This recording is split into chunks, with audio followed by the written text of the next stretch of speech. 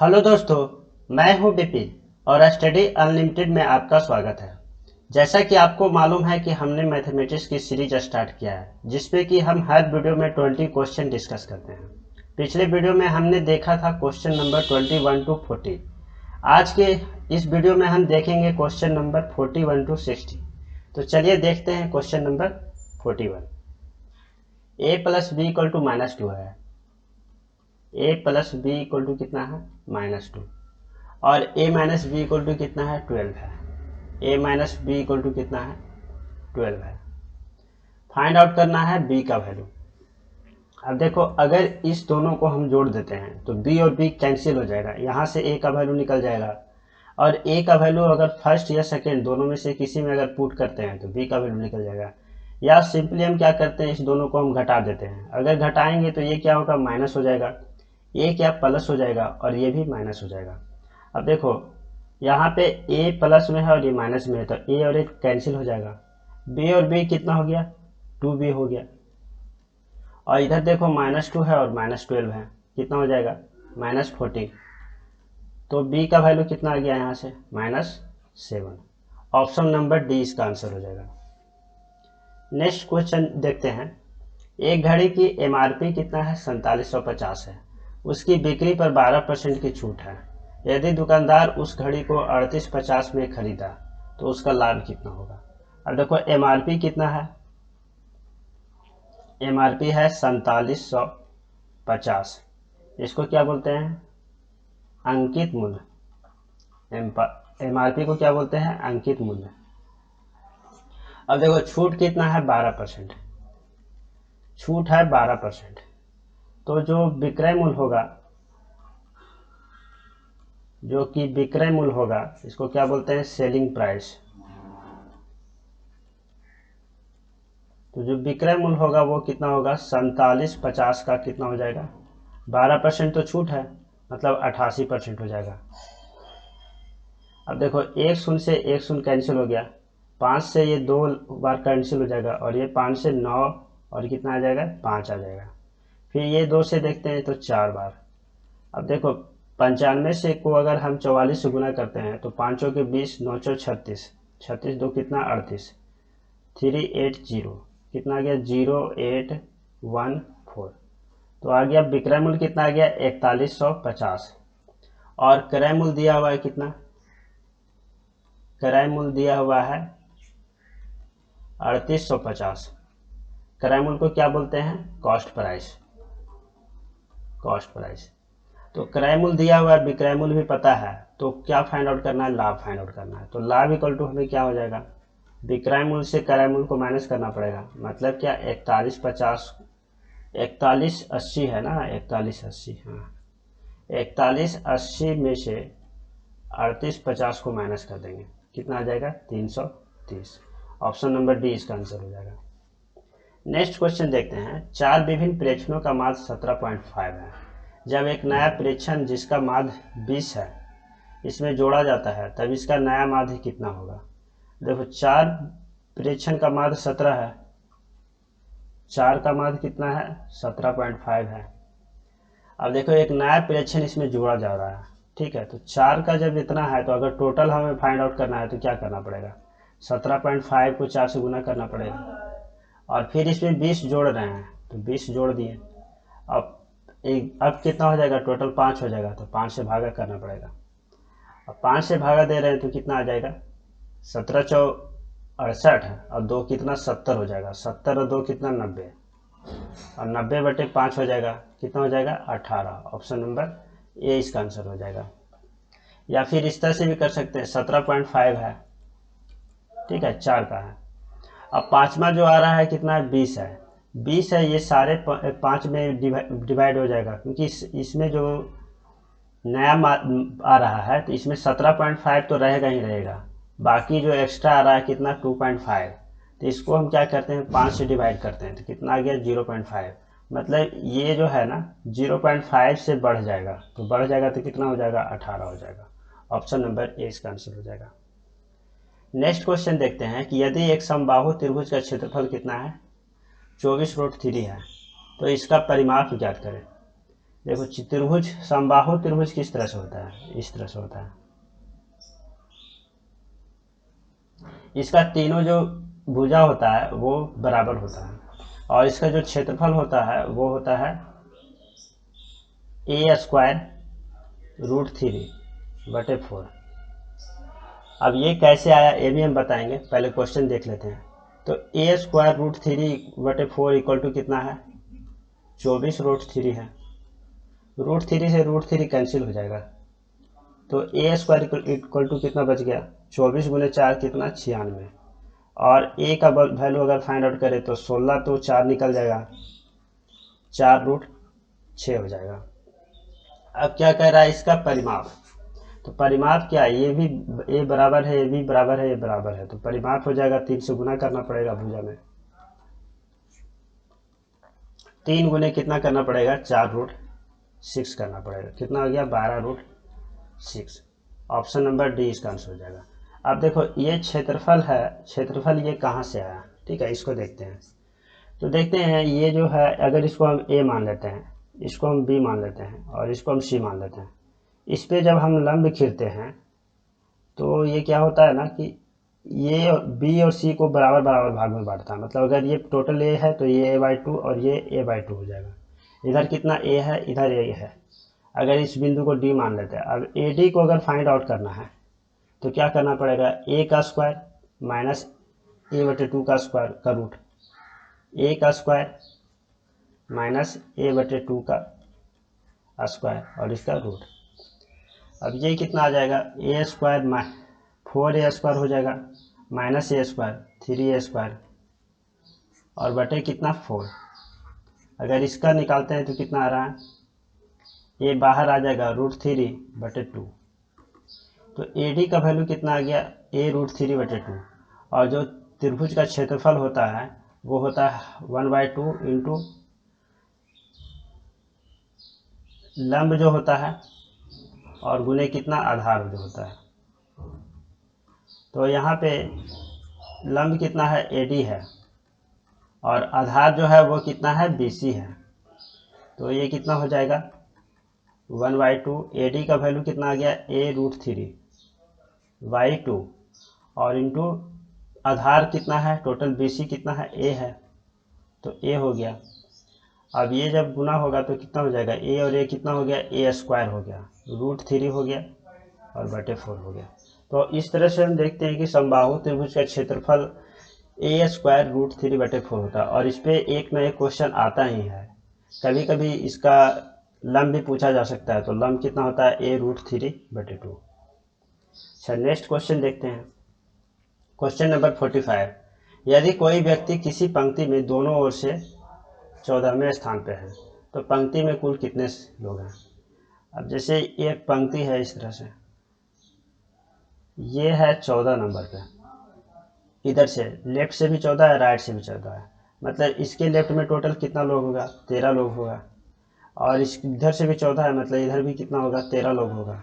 तो 13 13 26 और एक कितना हो जाएगा, 27। ऑप्शन नंबर डी इसका आंसर हो जाएगा।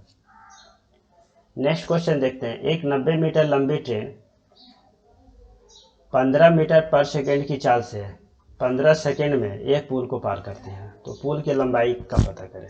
सपोज अगर ये पुल है, ठीक है, और यहाँ से एक ट्रेन गुजर रही है, मतलब टोटल कितना डिस्टेंस कवर कर रही है, P + T डिस्टेंस।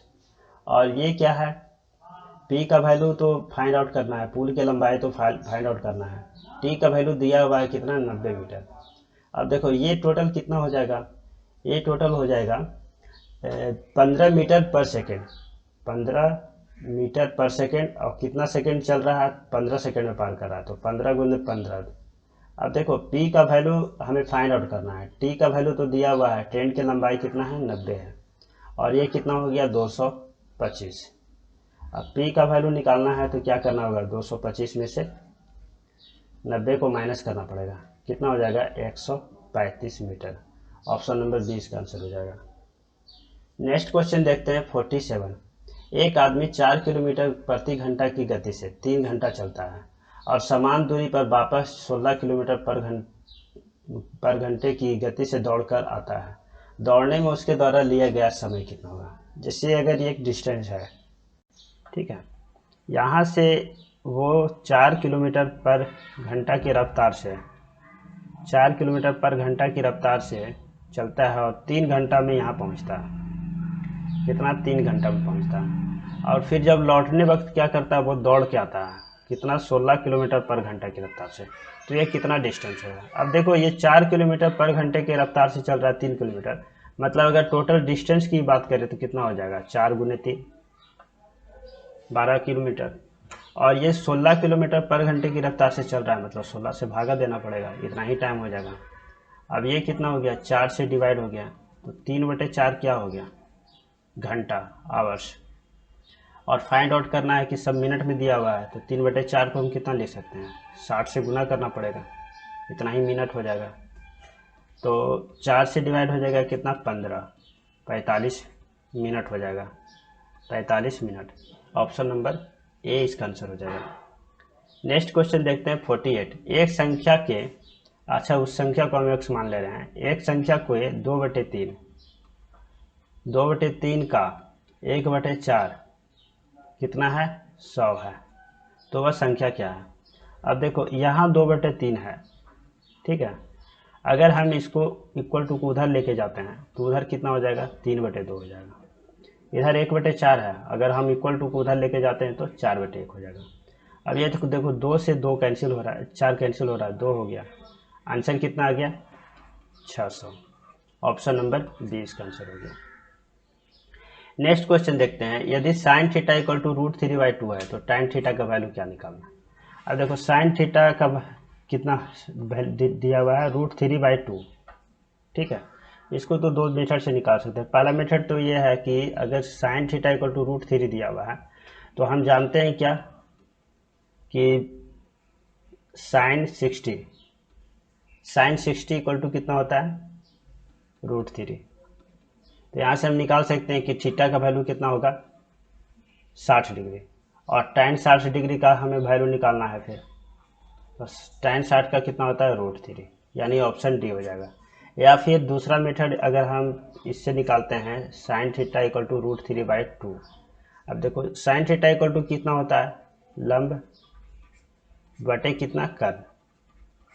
अब देखो, अगर लंब पता है, कर्ण पता है, तो हमें आधार निकल जाएगा। तो आधार इक्वल टू कितना हो जाएगा? √3 का स्क्वायर, रूट 2 का स्क्वायर माइनस √3 का स्क्वायर, और ये हो जाएगा रूट में। अब देखो, 2 का स्क्वायर कितना? 4, और √3 का कितना? 3। अब 4 में से 3 गया तो कितना? 1, और 1 का रूट अगर निकालते हैं कितना? 1 ही आएगा। तो आधार कितना? 1 हो गया। लंब कितना? √3 हो गया। कर्ण हो गया 2। अब निकालना है tan theta. tan theta equal to क्या होता है? लंब बटे आधार। तो लंब कितना है यहाँ पे? √3 है, और आधार कितना है? 1 है। तो ऑप्शन नंबर डी हो जाएगा इसका आंसर। नेक्स्ट क्वेश्चन देखते हैं, क्वेश्चन नंबर 50। यदि एक वस्तु को 3,735 रुपये में बेचने पर एक दुकानदार को 10% की हानि होती है, तो इसमें बेचे गए तो वो कितने रुपये बेचे कि उसे 10% का लाभ हो? देखो, इस तरह का क्वेश्चन जब भी दिया हो ना, तो हम क्या करते हैं कि क्रय मूल्य जो होता है, क्रय मूल्य जो होता है जिसको बोलते हैं कॉस्ट प्राइस, उसको हम क्या करते हैं? 100% मान लेते हैं। अब देखो, जब हानि हो रहा है 10%, हानि हो रहा है कितना? 10%, तो जो विक्रय मूल्य होगा, जो विक्रय मूल्य होगा वो कितना हो जाएगा? 90%। और 90% इक्वल टू कितना दिया हुआ है? 3735। जब लाभ होगा, जब लाभ होगा कितना? 10%, तो विक्रय मूल्य क्या हो जाएगा? विक्रय मूल्य क्या होता है? क्रय मूल्य प्लस लाभ। तो क्रय मूल्य कितना है? 100, और ये कितना है? 10, तो ये हो जाएगा कितना? 110%। तो 90% इक्वल टू इतना दिया हुआ है। अब 110% निकालना है तो क्या करना पड़ेगा? हमें 90 से भाग देना होगा, तो 1 का निकल जाएगा, और 110 से गुना करना पड़ेगा। बस ये शून्य से और ये शून्य कैंसिल हो जाएगा, 9 से कट जाएगा ये कितने बार में? 9 चक 36, 13 आ गया, 9 और 45। अब देखो, 415 को 11 से गुना करना है, ठीक है, तो कितना आ गया 5 6 5 4 45 65 45 65। इसका आंसर हो जाएगा option number B. Next question देखते हैं, क्वेश्चन नंबर 51। 20 निरीक्षणों का अंक गणितीय माध्य कितना है 15.5। बाद में यह पाया गया कि एक निरीक्षण गलती से 24 के बजाय कितना लिखा गया 42 लिखा गया। तो सही माध्य क्या होगा? देखो इसमें क्या करना है, एक तो है कि अगर हम टोटल गुना करें 20 को 15 से गुना करें और उसके बाद 24 के बजाय कितना ज़्यादा लिखा गया है, तो 42 में से अगर हम 24 माइनस करते हैं तो 8 हो गया, और 3 में से 2 हो गया 1 18, तो टोटल 18 ज़्यादा है। तो हम इसमें से 18 माइनस करें और फिर हम 20 से डिवाइड करें, तो वो नहीं करके हम क्या करेंगे, अंक गणितीय माध्य कितना दिया हुआ है 15.5 दिया हुआ है। अब देख रहे हैं कितना ज़्यादा हो गया, तो 42 माइनस 24 मतलब 18 ज़्यादा हो गया। तो हमें क्या करना है, जितना ज़्यादा हुआ है उसको लिख करके 20 से डिवाइड कर देते हैं। अब ये कितना हो गया 15.5, और ये कितना होगा 18 में से 2 से भागा देंगे 9, तो 0 पॉइंट कितना हो गया 9। अब 0.9 माइनस करते हैं तो कितना होगा 14.6। ऑप्शन नंबर सी इसका आंसर हो जाएगा। नेक्स्ट क्वेश्चन देखते हैं 52। उस मूलधन का पता लगाएं जो साधारण ब्याज की 8% की वार्षिक दर से 9 महीने में 1000 रुपया हो जाए। अब देखो मूलधन मतलब कि पी फाइंड आउट करना है, जिसको क्या बोलते हैं प्रिंसिपल। अब देखो साधारण ब्याज एसआई दिया हुआ है कितना 8%। अब टाइम दिया हुआ है कितना, ये आर है, सॉरी रेट दिया हुआ है कितना 8%।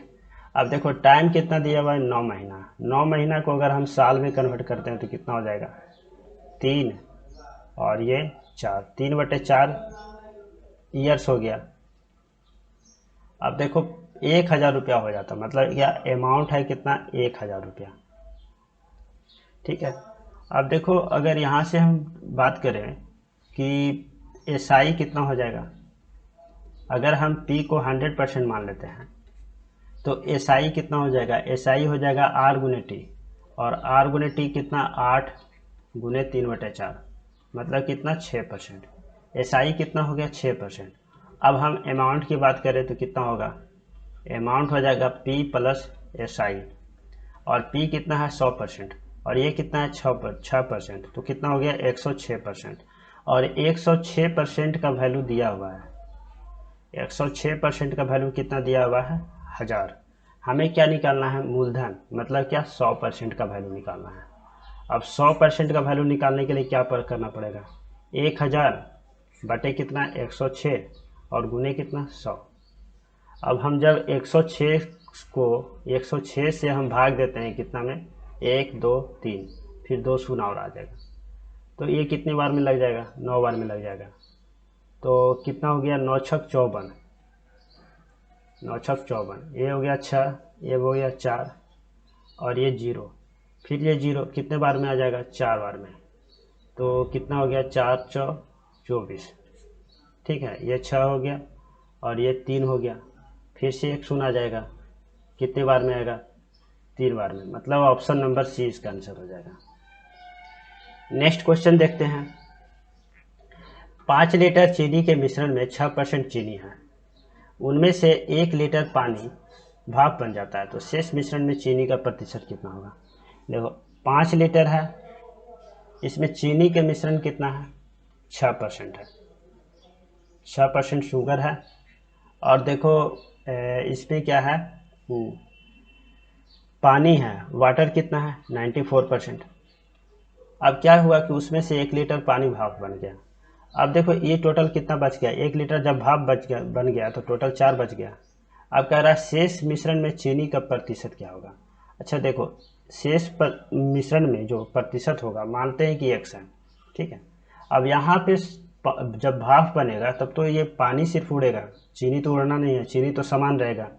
तो 5 का जो 6% है, 5 का जो 6% है वो 4 का x% रहेगा, क्योंकि शुगर का जो क्वांटिटी यहाँ पे है, शुगर का क्वांटिटी यहाँ पे रहेगा, तो 5 का 6% इक्वल टू 4 का x%, और x का वैल्यू निकालना है तो कितना हो जाएगा 5 गुने 6 डिवाइडेड बाई कितना 4, ये 3 हो जाएगा, ये 2 हो जाएगा, 15/2 कितना हो जाएगा 7.5। ऑप्शन नंबर बी इसका आंसर हो जाएगा। नेक्स्ट क्वेश्चन देखते हैं, ए और बी के वेतन का योग कितना है 25,000। ए का वेतन सपोज ए है और बी का वेतन बी है, अगर दोनों का जोड़ लेते हैं तो कितना आ रहा है 25,000। वे अपने वेतन का 75% खर्च कर दे रहे हैं, ठीक है 75% खर्च कर दे रहे हैं, उसकी बचत का अनुपात कितना है 14:1। जब 75% खर्च कर दे रहे हैं, खर्च कितना है 75%, तो जो बचेगा कितना, बचत कितना होगा 25%। मतलब कि ए का 25%, ए का 25% और बी का 25%, और दोनों का रेशियो कितना है, दोनों का रेशियो है कितना 14:11 है, तो उसके वेतन का पता लगाना है, ठीक है। टोटल कितना है 25,000 और 75% अगर खर्च कर रहे हैं तो ए का 25% खर्च बचत हो गया और बी का 25% बचत हो गया, दोनों का रेशियो है 14:1। अब हम अगर टोटल की बात करें कि बचत कितना है तो 25,000 का 25% हो जाएगा और ये शून्य कैंसिल, 25 को 25 से अगर हम गुना करते हैं तो 625 और एक शून्य और आ जाएगा। मतलब टोटल बचत कितना है 6250 और रेशियो कितना है 14:11। अगर यहाँ से हम ए का वैल्यू हम फाइंड आउट करना चाहें कि ए का बचत कितना है, तो ए का बचत कितना हो जाएगा 14 और 14 और 11 कितना 25 और गुने कितना 600 इतना। अब देखो 25 से 25 कैंसिल हो जाएगा, कितना हो गया 250। अब 25 को अगर हम 14 से गुना करते हैं तो कितना आ जाएगा, 12 से अगर हम गुना करते हैं तो 300, 12 से अगर हम गुना करते हैं तो 300, 14 से गुना करेंगे तो कितना 350 और एक शून्य और आ जाएगा। तो ए का वैल्यू कितना आ गया 3500 आ गया। मतलब ए का 25% कितना आ गया 3500 आ गया। हमें क्या निकालना है, उसका वेतन निकालना, मतलब ए निकालना है और बी निकालना है। अब जब ए का 25% निकल गया 3500 तो ए का कितना 100% निकालना है, तो 3500 को क्या करना पड़ेगा 4 से गुना करना पड़ेगा, तो 5 के 20 हो गया, 2 आ गया, 4 × 12 2 कितना 14,000। ए का वैल्यू जब 14 निकल गया तो बी का कितना करना पड़ेगा 25,000 में से 14 माइनस करना पड़ेगा, तो कितना हो जाएगा 11,000। तो आंसर कितना हो गया 14,000 और 11,000, ऑप्शन नंबर बी।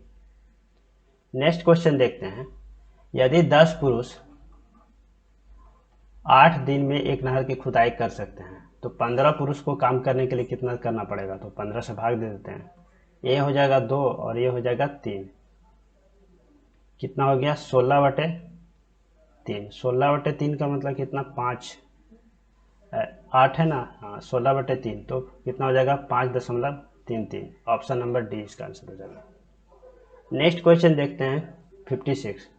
अब क्या कह रहा है कि ये यदि ये नंबर क्या आरोही क्रम में है और उसकी माध्य कितना है 15 है, तो x का वैल्यू निकालें। हम क्या करेंगे सबका जोड़ लेंगे और क्या करेंगे सबको जोड़ लेते हैं पहले, 3 + 6 + 7 11 कितना हो जाएगा 8 5 13, 13 और 9 कितना 22, 22 5 27, 27 1 28, 28 और 7 कितना 35, 35 और 6 41, 41 और 3 44, 4 बच गया, 4 1 5 हो गया, 5 1 6 हो गया, 6 1 7 हो गया, 7 2 9 हो गया, 9 2 11, 11 2 13, मतलब कितना आ गया 134 और एक कितना है x है, टोटल जोड़ने पे कितना आ गया इतना। अब उसका माध्य कितना है 15 है। टोटल संख्या देखते हैं कितना 1 2 3 4 5 6 7 8 9 10, टोटल 10 संख्या है और इन लोग का इसका माध्य कितना है 15 है। अब देखो 134 + x इक्वल टू कितना हो जाएगा 150। x का वैल्यू अगर निकाले तो कितना हो जाएगा 150 माइनस कितना 134, कितना आ गया 16। ऑप्शन नंबर डी इसका आंसर हो जाएगा। नेक्स्ट क्वेश्चन देखते हैं 57। दो अंकों की दो संख्याओं का गुणनफल कितना है 2160 है, उसका लघुत्तम समावर्तक कितना है 180 है, तो संख्याएं निकालो। देखो दो संख्याओं का गुणनफल कितना है 2160। तो हम जानते हैं इसमें क्या कि अगर लघुत्तम समापवर्तक और महत्तम समापवर्तक का एक रिलेशन होता है कि एलसीएम गुने एचसीएफ इक्वल टू क्या होता है दोनों का प्रोडक्ट, मतलब क्या पहला नंबर और दूसरा नंबर। तो पहला नंबर और दूसरा नंबर दोनों का प्रोडक्ट कितना दिया हुआ है 2160, एलसीएम कितना दिया हुआ है 180 और एचसीएफ कितना है, एचसीएफ नहीं है, ठीक है। अगर एचसीएफ को हम x मान ले रहे हैं या h मान ले रहे हैं, ठीक है, तो h का वैल्यू यहाँ से कितना आ गया 2160 डिवाइडेड बाई कितना 180। अब ये शून्य से ये शून्य कट जाएगा, 18 से 1 और 2, तो h का वैल्यू कितना आ गया 12 आ गया। जब h का वैल्यू 12 आ गया तो जो नंबर होगा वो या तो 12A होगा और 12B होगा, ठीक है। अब यहाँ 12A और 12B, अब यहाँ से दो तरह से हम निकाल सकते हैं। पहला मेथड तो ये है कि अगर हम यहाँ से अगर हम दोनों को गुना कर देते हैं 12 गुने A गुने B इक्वल टू कितना होगा एलसीएम कितना 180 और एचसीएफ कितना 12। यहाँ से हम AB का वैल्यू हम फाइंड आउट कर सकते हैं। 12 और 12 कैंसिल होगा, 12 से ये 12 कैंसिल और 12 से ये कितना 1 है और 5।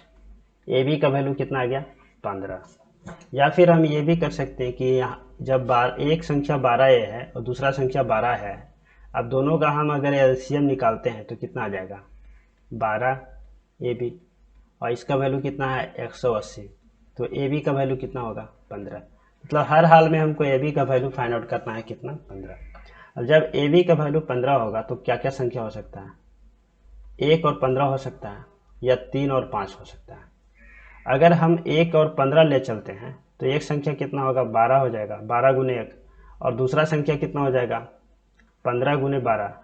अब 15 गुने 12 कितना होता है 180 और ये कितना 3 अंकों की संख्या है, इसीलिए ये आंसर नहीं होगा। आंसर होगा कितना 3 5। अब 3 5 होगा मतलब 12 गुने 3 और 12 गुने 5, 12 3 36 और 12 गुने 5 60, 36 और 60 हो जाएगा इसका answer, option number B. Next question देखते हैं 58। 198 और 78 दोनों का एचसीएफ निकालना है। एचसीएफ निकालने के लिए हम क्या करेंगे 78 से भाग दे देते हैं 198। पहला मेथड तो ये होता है कि प्राइम फैक्टर निकालें, ठीक है, तो प्राइम फैक्टर से भी निकाल सकते हैं। कितना 198 का हम कितना ले सकते हैं 2 गुने 99 हो गया, तो 3 गुने फिर से 3 आ जाएगा और गुने 11 हो जाएगा। और 78 को हम लिखते हैं तो कितना 2 हो जाएगा, 39 बच गया, 3 हो गया, फिर 13 आ गया, 13 आ गया। और दोनों में देख रहे हैं कि 2 कॉमन है और 3 कॉमन है, तो जो एचसीएफ होगा 2 गुने 3 होगा 6 होगा। दूसरा मेथड होता है भाग विधि। इसमें क्या करते हैं 78 को हम 198 से भागा देंगे। कितने बार में 2 बार में लगेगा, 8 दूनी 16, 7 दूनी 14, 1 15, 2 आ गया, ये 4 आ गया। फिर से 42 को क्या करते हैं 76 में भाग देते हैं। अब देखो कितने आ जाएगा 1 42, 4 आ गया और ये 3 आ गया, 34 से फिर भाग देते हैं कितना 42 में, 78 था ना, हाँ 78 था, फिर ये कितना 36 आ गया, 36 से भाग देते हैं 42 में, एक बार लगेगा 36, 6 आ गया। अब 6 को भाग देते हैं 36 से तो कितना 6 बार में लगेगा 36, ऑप्शन नंबर सी इसका आंसर हो जाएगा।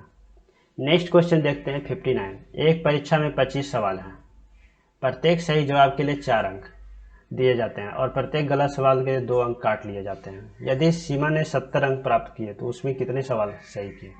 अब देखो टोटल कितना सवाल है 25 है, तो कह रहा है कितने सवाल सही किया। हम मानते हैं कि 1 सवाल सही किया, तो टोटल कितना गलत सवाल किया 25 माइनस 1। अब देखो प्रत्येक सही जवाब के लिए कितना 4 अंक, मतलब इसको 4 से गुना करना पड़ेगा, और प्रत्येक गलत जवाब के लिए कितने 2 अंक काट लिए जाता है, मतलब कि इसको -2 से गुना करना पड़ेगा। अब जब 4x से गुना करते हैं तो कितना 4x हो गया इधर, और इधर कितना हो जाएगा -2 इंटू कितना 25 माइनस x इक्वल टू कितना हो जाएगा इसका 70। ये कितना हो गया 4x, ये हो गया 50 और ये हो गया +2x। इक्वल टू कितना 70। अब ये देखो 4 अंक दिए जाते हैं और प्रत्येक गलत जवाब के लिए 2 अंक। तो ये तो 4 हो गया, ये हो गया 25 -2 कर दिए, ठीक है। 4x हो गया और ये हो गया -50 और ये हो गया +2x। अब 4x और ये 2x कितना हो जाएगा 6x। और ये देखो 70 है, 50 उधर जाएगा तो कितना हो जाएगा 70 + 50। अब 6x इक्वल टू कितना हो गया 120 और x का वैल्यू निकाले तो कितना हो जाएगा 20। तो ऑप्शन नंबर सी इसका आंसर हो जाएगा। नेक्स्ट क्वेश्चन देखते हैं, क्वेश्चन नंबर 16।